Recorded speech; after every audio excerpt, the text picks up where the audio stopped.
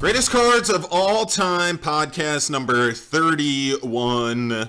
It's 1933, Goudey's time, vintage baseball cards. 3 beautiful specimens to look at today from Big League Chewing Gum.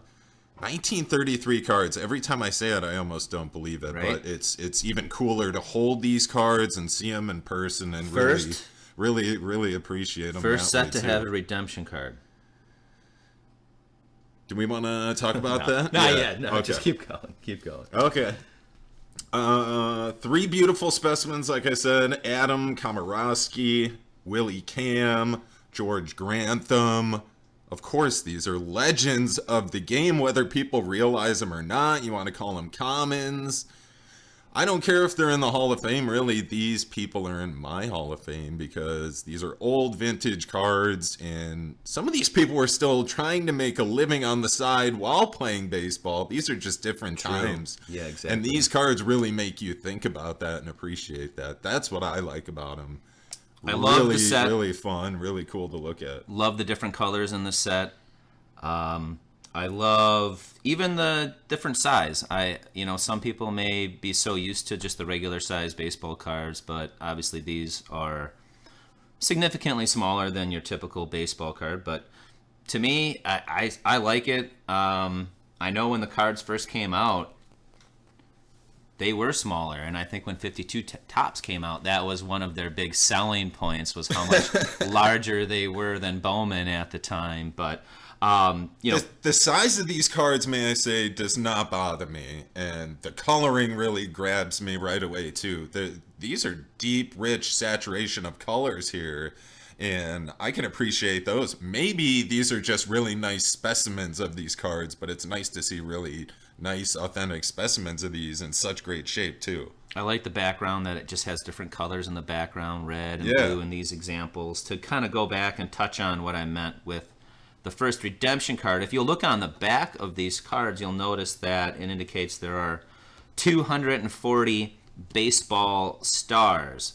However, when kids were trying to complete a set, no one could find number 140 out of the 240 baseball stars. So, do you know how long that kind of took to figure out? I'm not sure how soon it took to figure out, but it was that year. Because by the time that Goudey came out in 1934, they did actually replace that card. Basically, number 106 was missing out of the 240. And what they end up doing, what I said was it was a redemption card, but ultimately what they did, any parent or person that wrote in to Goudey complaining, basically saying, hey, we've been collecting all of these cards, no one can find number 106. They actually, the next year, they mailed everybody that card from the next year's set, which is Knapp. I'm not sure how to say the last name. It's Lajoie is how you say it. So number 106 in 1934, Goudey was actually sent to the individuals that complained about not having 106. So I thought that was interesting. As far as just a couple other things out of the set. So like I said, there's 240. It's actually 239. 140 of those cards are actually cards of players in the Hall of Fame. So quite a few of the cards out of the set actually are players in the Hall of Fame. It's not 140 different players because some of the players actually do have multiple cards in the set. You know this. Babe Ruth has 4 different cards in the set. Lou Gehrig has a couple of different cards in the set. And, overall, 33 is very popular, very famous. It's recognizable. It's really like one of the first sets that had a vast majority of the players that were actually currently playing. The first card we're going to specifically look at today is the George Grantham. Georgie Porgie. Cool thing about George, I learned, is he played every position, infield and outfield, and everything in between. Baller player. I thought that was cool when I read that too. Very cool. What else? Do you have anything else on him? Or number 66 out of the set? Number 66 out of this set. This one that we're going to look at particularly, I noticed, is, wow, the coloring and the centering. The centering on these is just unbelievable. They came from old chewing gum packages, and these are centered. They're in pretty good shape, too. We've looked at these before. We've talked about these, especially trying to certify and authenticate some Babe Ruths from this Goudey set, so we are a little bit familiar with what they look like. These are fine specimens. The back looks nice. The front looks nice. Everything looks of the time period and everything we can recognize from seeing these cards before. These are beautiful, real nice cards. Now, we actually did the light test on all three of these cards. Yeah. If you want to see a little bit more information, I think at the end of the video we will have a link to at least another one of our videos where we actually show you the light test and what you need to do. As far as the card itself, this one is in very good shape. If I remember correctly, I did buy all three of these via an auction from the same seller, so then I could do the combined shipping. So, that's just an eBay trick. Everybody, should know it, but, what I did when I was looking for Goudeys, I would find a dealer, then just go look at their other inventory. Okay, did they have other sales that were ending, other auctions that were ending soon, that were other 33 Goudeys that I would like, or did they have other buy it nows that I would like too? Because when you start adding in the shipping on these cards, if you're spending $5, $6 on shipping, that adds up. And if you can kind of find one seller that has maybe 3 or 4 cards that you would like. Of like items, too. Usually they're selling something of the same that you're buying. So obviously it's something you're interested in. You can find something similar. So let's say you're buying 3 or 4 cards. You could end up buying basically, saving $20 on those purchases because you're only paying shipping one time depending on, how many cards you're buying. So that's what I did with these. I was looking for some more recently, and the prices do seem they have climbed quite a bit lately. This one, like you said, is fairly centered. It's in decent shape. There's some discoloring. I mean, it's an old card. You're going to have some things like that. Yeah. There's some writing on the back of the card. My take is it's probably the individual's initials that actually own the card. As far as the player himself, he actually had a very good career. He played from 1922 to 1934. It was about the equivalent of 10 full seasons. His WAR was 33.4, which is a very respectable WAR. At-bats, 4,989. Hits, he had 1,508 hits. Wow. Home runs, 105. And his batting average, which this is really, pretty solid, especially if you look at modern baseball right now in 2022. He's got a batting average over 300 for a career at 302. It's pretty impressive, I say. What do you have to say about that? Absolutely an impressive player. Grantham, it says here, throws right-handed but bats in a southpaw position. That's cool. So he's kind of a switch thrower, hitter, ambidextrous.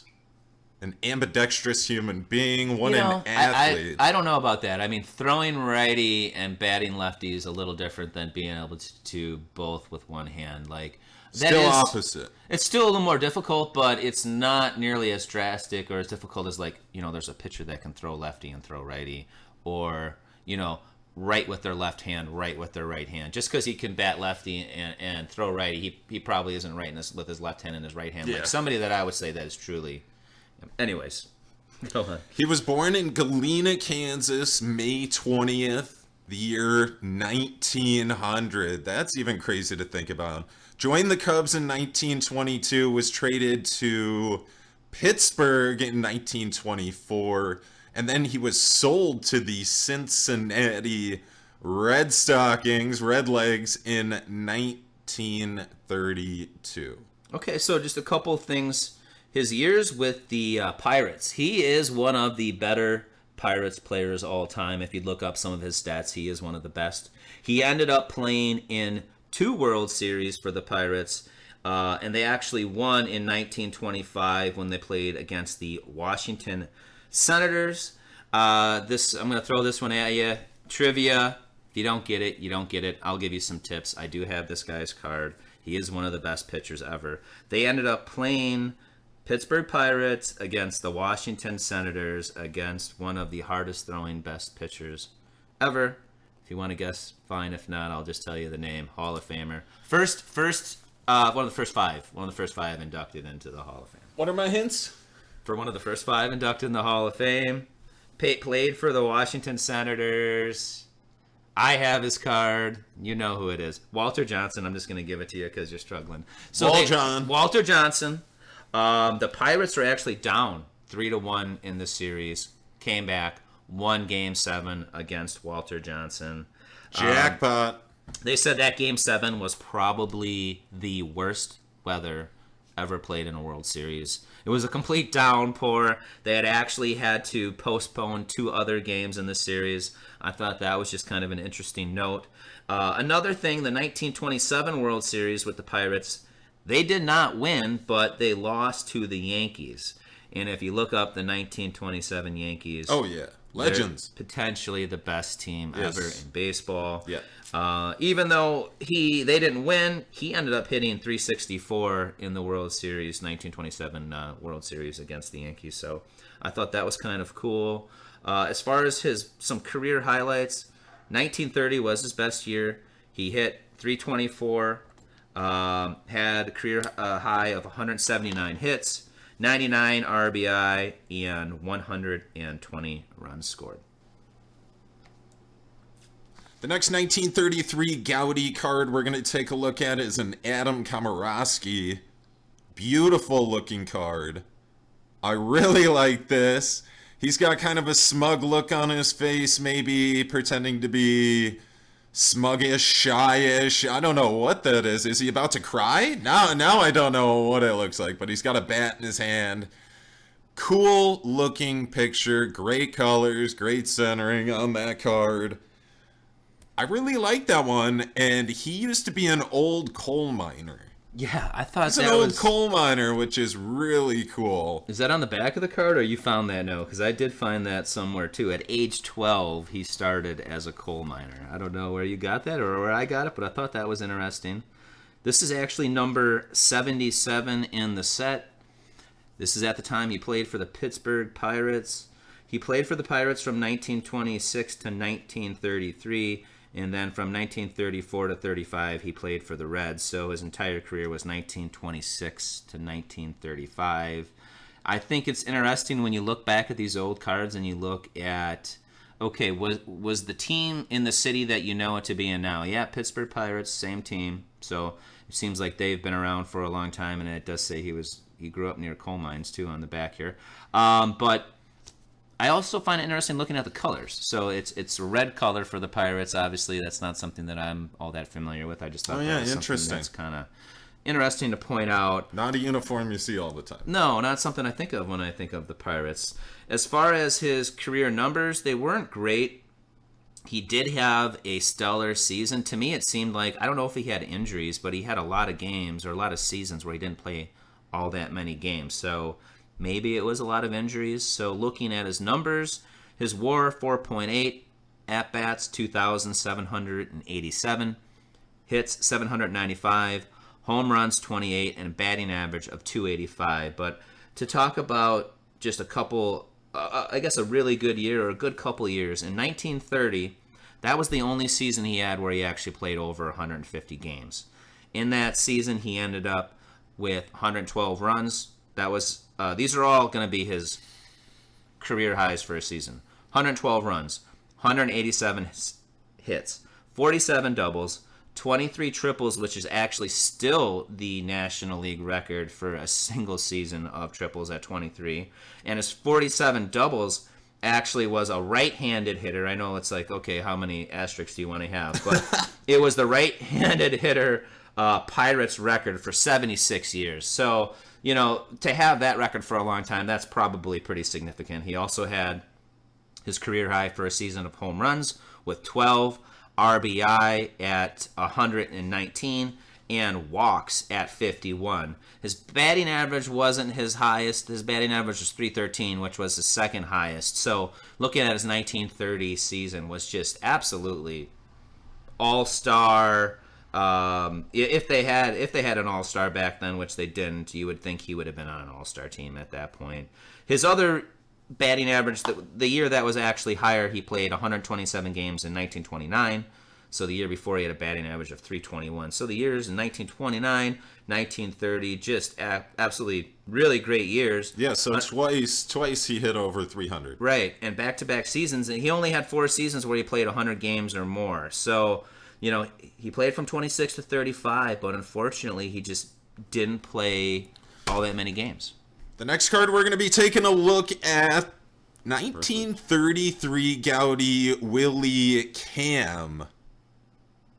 Big League Chewing Gum, number 75 in the set, from the Cleveland Indians. Says right here, ranks with the best in fielding his position and is a dependable hitter. Led the third baseman of the American League 6 years in succession. Came up to the Chicago White Sox in 1923. Chicago paid $100,000 in cash and players to get him. He was a hot commodity back in the day. Traded to Cleveland in 31 and last year, 32, batted .286 in 148 games and fielded .967. So an all-around amazing player on a really cool looking card. These pump me up.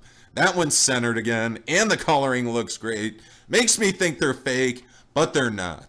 These are real and authentic, and they're real nice cards. Sweet looking card. I actually, didn't even read the back because I was going to have you check out the back and kind of comment on that. And some of the other things that I looked at that when you started reading the back, I was like, oh, you're stealing all my thunder here. No! Not really. But he was actually the first player in Major League history to get a 6-figure contract, a minor league contract. So it commented on it in the back. But it is my understanding that he actually was the first player to get a major league contract. That's something. Of 6 figures. Yeah, I thought that was something. kind of note. I'm kind of surprised they didn't actually comment on that on the back of the card. But either way, as far as his career, he played from 1923 to 1935. He played for the White Sox from 1923 to 1930. Part of 31 with the White Sox, and then part of 31 with Cleveland through 35. So I think this is probably his last baseball card. It's his last card as a player. I'm kind of doubting he had anything made after the fact. They usually keep those for Hall of Famers. Unfortunately, he's not in the Hall of Fame. Did have some really good numbers. His best year was 1928. Batted .308, 84 RBIs.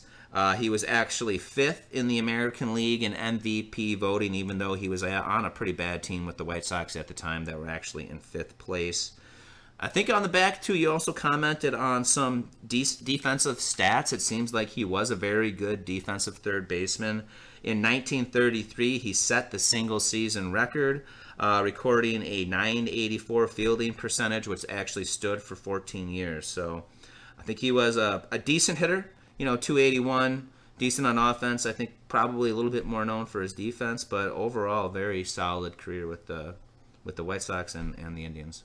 He was born February 2nd, also in 1900. These good old boys on some old cards.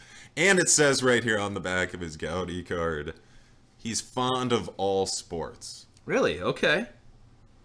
I think a lot of these, you want to talk about what goes on now with players, how they just basically, even kids at a young age, specialize in one sport. I'm sure that people back in the early 1900s are laughing at how they treat kids or how kids actually specialize in sports. I'm sure they actually grew up playing a bunch of different sports, and it probably made them better. True athletes. Yeah, it makes them better.